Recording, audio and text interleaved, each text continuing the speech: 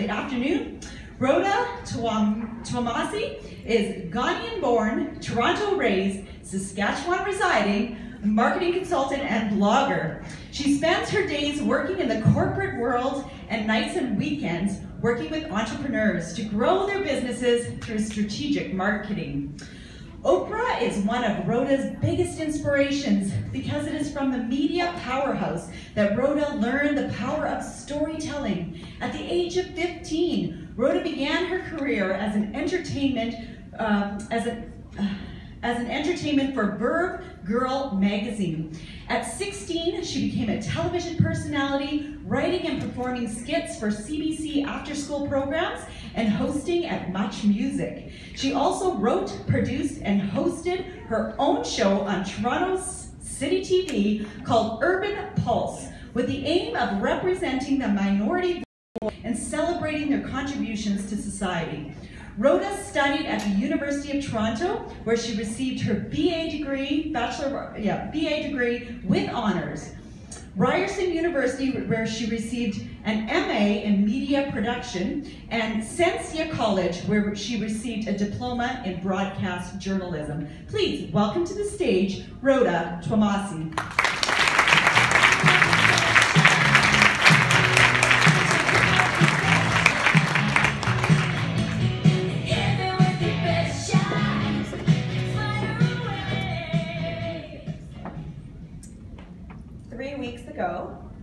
I had a miscarriage.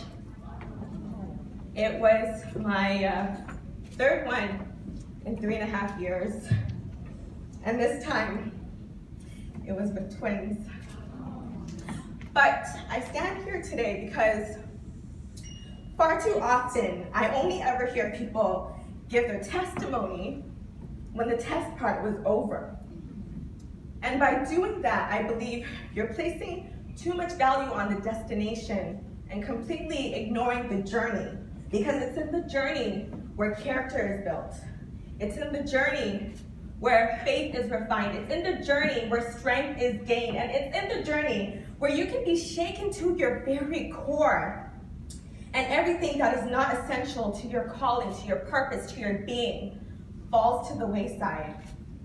But it's in that journey where you really find out what you're truly made of. And so I stand here today.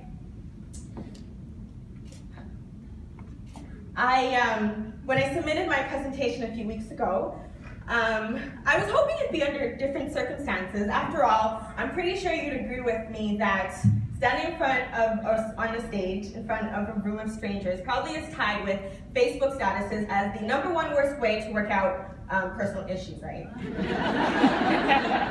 However, I stand here because I know how important it is to recognize the miracle in the middle. And although my hands are empty, and although I didn't receive the miracle I was hoping for, searching for, praying for, I know I still received a miracle. And that is the fact that I can stand here today.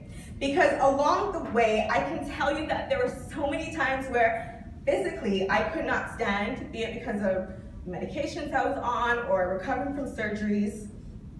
And that's the physical side. When it came to emotional, spiritual, and psychological, there are times I could not find the strength to stand either. And I remember there'd be days when I would just wonder, what would it be like if I just fell asleep and didn't wake up? Because anything was better than dealing with the living nightmare I had to wake up to every day. But I was a church kid, and there's a Bible story about the parable of the talents. And basically it goes that there was a boss who had gone away on a business trip. But before he left, he called his assistants and gave them some money to invest with and see what they could make out of it. And so for his first assistant, he gave him $10,000. The second one got $5,000, and the third one got $1,000. And when he came back, he called them around and said, okay guys, let me see what you made of my money. What'd you do? And so the first one was like, hey boss, I got you. I did some investing, found some shares, Bitcoin was doing good at the time, so here you go. I doubled your investment, and boom, 10,000, 20,000. All right, cool.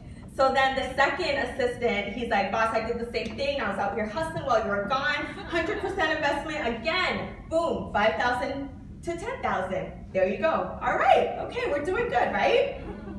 So then the third assistant, he calls, he's like, okay, I gave you $1,000. What'd you do with my money? He's like, listen, man. I don't know why you were being so stingy with me, but you only gave me $1,000. Like, that's nothing. What am I supposed to do with $1,000? So I just put it in a sock and hid it under my mattress. Here you go. So what ended up happening was that little or nothing that the boss had given him, even that was taken away. And see, that's how I started to see my journey, to see my story, because in my hands, I was like, they're empty. There's nothing here. I don't have much to work with, you know, God. You want to give me a testimony, but all you've given me is a test. You know, I haven't arrived. I'm not at the destination yet. What do I really have to say?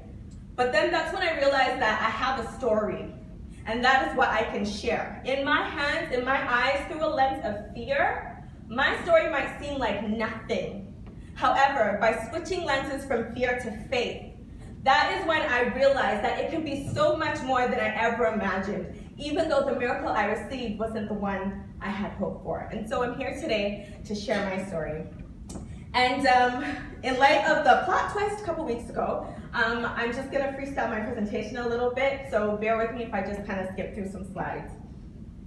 Because what I really wanna do is focus in on one core message. And looking out across this room, I see so many beautiful, amazing, strong, inspiring women, you know, with your hair all did, looking cute with your lipstick on. But I know that for some of you, that facade is a mask. And if you were to open up and share about the mountains you had to scale in order to be standing here today in this room, we would weep with you. I know, because I used to wear that mask. And so I just want to open up and just show you what it is to reclaim your voice and to own your story, all of your story, the good, the bad, and the ugly. So here we have a few photos from my wedding day. In 2014, I married the most incredible man I had ever met, besides my dad, of course. And here you can see, you know, we're happy, we're excited, and totally oblivious to the road that lay ahead. You know, I remember getting ready and planning for the wedding and going through my checklist, and it's like, okay, DJ, check, right? What else do I need? Dress, check. Bridesmaids, check. Cake, yes, right? Cake, check. Tiara, all that good stuff. But I never remember seeing a box for fertility treatments. It's not something we talk about, even though 1 in 6 Canadian couples struggle with infertility. I've never seen say yes to the dress fertility sessions, right? Like that. They just don't do that on TLC. It's not something we talk about. And growing up, oh my gosh. So I remember it was like, if you stood too close to a boy, or if a boy sneezed in your direction, bam, you're pregnant. Like, stay away. Coming from an African household, the day you learned the word boyfriend, that was the same day the words mom, dad, food, shelter, all of that left your vocabulary because the two couldn't coexist. If you wanted to date, maybe after you got married, then you can talk. They can have that discussion. And my mom and dad had and raised 7 kids, including a set of twins. So actually, when my husband and I were starting our family, I was like, bam, twins are happening. Like, just bring up 2 of everything, because I know it's going down like that. And he was an athlete, and you know, he played on Team Canada, super healthy. So you would think that having a baby for 2 young, healthy people, that wouldn't be difficult, right? Well, actually, it turned out being like this for us. It was not as simple as we thought it would be.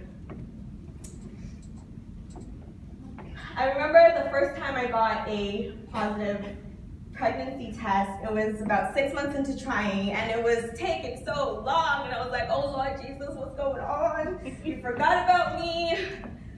And by then I was like, I should have just, bought some shares in Clear Blue or something, because those sticks are expensive. Okay, get some of my money back somehow. But anyway, so I remember taking the test and putting it on the sink, jumping into the shower, and then I came out, and then I glanced over, and I was like, oh my God, what is that a second pink line? Oh my God, like, is this actually happening? I was so excited. And right about that time, I started apologizing to God. I was like, oh, I get it. Our anniversary is in a few weeks. This was your gift to us. Like, just, I wasn't thinking, Jesus, I'm sorry. We straight, right? And so I was so excited. So guess what the first thing I did was? Yeah, you would think it'd be to run and go tell my husband, but no, I jumped on Pinterest because I'm extra, and I wanted to find a really exciting way to surprise him and let him know that finally, babe, we're gonna start our family. So what I did was I ordered like an infant-sized version of his favorite soccer team, like an outfit from his favorite soccer team, Manchester United. I was gonna wrap it up and give it to him and then let him connect the dots. So I ordered it, and I was just too excited and ended up telling him that night. So that didn't go according to plan. But anyway, so I made an appointment with my doctor that week. And I went in and I showed her the stick, and she's like, oh yeah, that's definitely positive. So she sent me for some blood work, and tests came back, and there is no longer a pregnancy. Ever since then, it's been years of IUIs and IVF and FETs and poking and scraping and surgeries and everything else. And after all that, we're left with more questions than answers. This is something that I kept hidden from my family and from my friends for years, because this was way too shameful to talk about. Why would I want to be associated with infertility, especially coming from a Ghanaian community? Like, the rumor mill there is on the CNN level, like, Ghana for like, Ghanaians are my people, and I love them. However, some of them have advanced degrees in alternative factonomics, and I was not ready to let them make that connection. And so I kept it hidden. How many of you have ever felt that you had to hide part of who you were because you were afraid of the opinions of other people and the judgments and what other people would say? Yeah, most of us. Yeah, most of us in this room, right? Well, what I want to tell you is that opinions don't put gas in your car. They don't pay your bills. They don't put food on your table. See, society will be so quick to fill in the gaps of your silence. If you refuse to take ownership and narrate your own story, society will be quick to put you in a glass box to tell you this is the status quo and you can only go this far and no further. However, I want you to know to never let anybody judge you or frame you by what you are afraid of, because that is an injustice to who you are and who you were called to be. I want to encourage you to only let them see you for what you are truly made of. So next time other people's unsolicited opinions and facts come your way, I want you to be like this guy. Neo from The Matrix, and I just want you to put a pause on that and just let them fall. My husband said it this way, the pinnacle of your existence cannot be hinged on a single qualifier, because without that qualifier, does that mean you cease to exist? No, absolutely not. You are so much more than a checkbox on somebody else's list. You are so much more than the box society tries to put you in. So you need to own that and reclaim your story. See, I'm a marketing consultant, and what I do is work with businesses and organizations on figuring out what their story is and how to tell it best in a way that connects with their target demographic. So take social media, for example. Some of my clients have said, that's like the wild, wild west. I don't want to get involved in that. That's just opening up myself up to like criticism and, you know, what have you. And what I tell them is, you know what? You got two options here, because the conversation about you and your brand is going on anyway. So A, you can kind of stick your head in the sand and pretend it doesn't exist. Or B, we can work together to figure out a strategy so that you can strategically engage in the conversation that's already going on around you. And that way, you have the opportunity to lead the narrative about your brand, to own that story, and to tell people who you are. Great advice, right? Much easier to dish out than to take. Especially when it crossed over from the professional to the personal for me. See, I remember there are times along this journey, in the early days especially, when I'd be scrolling through Facebook and I'd see an announcement for a baby shower or for a baby shower or for, you know, a dedication or what have you. And I would just, the weight of that would be so heavy that I just couldn't take it. It was so painful. Each announcement was like a dagger through my heart, because I was like, why can't I do that? Why is it so easy for everybody else? And I have to struggle.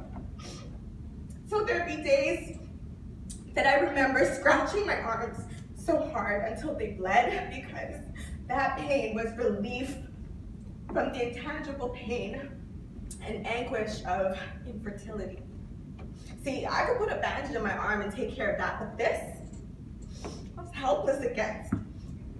And for me, it was like being in a house on the coast and looking off into the ocean and seeing a storm brewing and coming your way, 50-foot waves just coming at you. And I was bolted to the ground, and there was no way to hide, there was no way to shield myself, there was no way to turn. So all you could do is just brace for impact. There's no other alternative, and so that's what I did. And if I had kept that lens of fear on my situation, I would have drowned. I would not have made it through. Thank you. I wouldn't have survived it. It wasn't until I switched from fear to faith, a lens of faith, that I realized, yeah, the waves came and they hit hard and it hurt. However, that same impact broke the chains that were keeping me down. And I was able to see things differently. To illustrate that example, they say faith is the evidence of things not yet seen. And for me, I learned what that meant. For me, that meant that my faith had to be so strong that the belief in and of itself was evidence, constituted the evidence needed to get to a better tomorrow. See, the eyes of faith are visionary. They see past the stats. They see past the physicality, the circumstances. They see past the darkness into the dawn that is coming. And so what I had to do was take my anchor and hook it into the darkness. I couldn't see it, but I had to believe it was there. And little by little, I pulled until I was able to get through. And that's how I survived. And you know what? There's people going through difficult circumstances here today. And I want to encourage you not to look at them for what they are, but for what they can be. See, fear doesn't care about your calling. Fear doesn't care about your destiny. Fear doesn't care about who you were made to be. However, you know who you are. You know who you are made, what you are made of, and you know that is you've come way too far to just throw up the white flag at this point. And so you pull one step in front of the other, and you get there. You will get there. That's what I want you to know, because sometimes we feel like we're stranded in the storm and we just need somebody to say, hey, you're gonna make it. So today I'm telling you, you're gonna get there. You're gonna make it. So are you.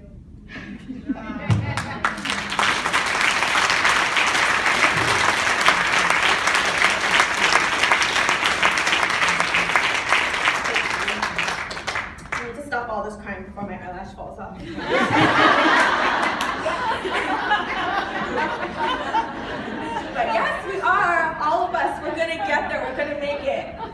And you know what, when we do, we can celebrate, we can shout out, we can rejoice, and we can relish in that moment of victory.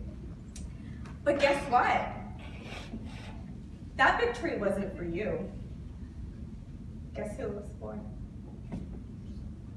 Take a look at the woman around this room. The woman you're sitting beside, sitting across from. Your victory was for her. You had to survive so that she could know that she could do it too. And that's why I'm so thankful for women like Michelle Anacrum and Alex Congaleri, who shared their stories openly on YouTube about their suffering and their survival. Because if it wasn't for them, I wouldn't know that there could be silver linings. I wouldn't know what to look for. I wouldn't know how to celebrate them. And so I've just learned along the way that sometimes when you feel like you're being buried, maybe you're just being planted. Yeah, man.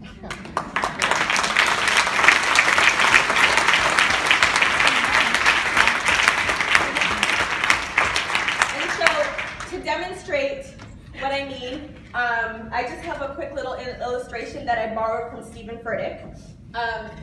Don't worry, I don't plan on shooting this out into the audience. I am no Katniss Everdeen, so no worries about that.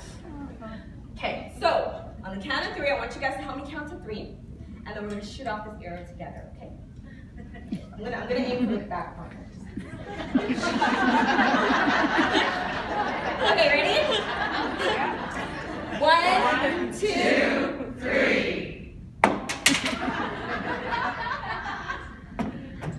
Okay, my bad. Sorry, let's try that again. Okay. Okay, ready? Yep. 1, 2, 3. What the heck? It didn't look like that. It was that hard in Hunger Games, right? Am I missing something? It's like arrow, bow. Looks like it's good, right? Am I missing something? Yeah. What am I missing? Putting it on the string. Yeah, I heard it. Pulling. Pulling on the string. Pulling. I need to pull the string back. So before I can launch this forward, I need to go back. That's what you're telling me? Yeah. Just let that sink in for a minute. Before you can go forward, sometimes you need to go back. That's the journey. That's the tension. That's the strain. That's the pull. That's the tugging. And it hurts.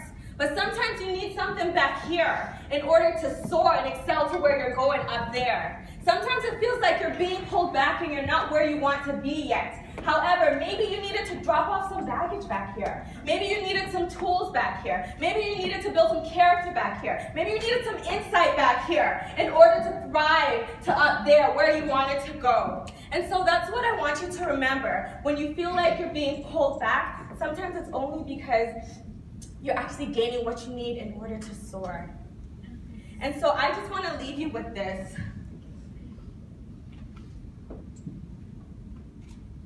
Anybody know what this is a picture of? No? Okay. How about this? This is from a little bit further back. No? Okay. Okay, that's okay. It's okay, I got another one. How about now? Is it starting to look like something? See a face here? Yeah, that's Nelson Mandela. This sculpture was by an artist that wanted to show the power of perspective. The power of perspective. And what I'm doing by showing you this is that sometimes it feels like we're going through things and we're stuck in the middle and we're on that journey and we're not making any strides. Nothing's making sense. However, maybe a little bit down the line, after you've taken a few more steps and looked back, you can see that what you thought was a mess was actually a masterpiece in the making. We can't see through heaven's eyes. So a little piece of thread in an entire tapestry, it doesn't know what it looks like. However, through the lens of faith, through the eyes of faith, you know that it's all coming together for your good, because you were called for a greater purpose. You are much stronger than you ever imagined you can be. And if I'm standing here saying this, I know that all of you are more capable than you ever could have imagined. Thank you.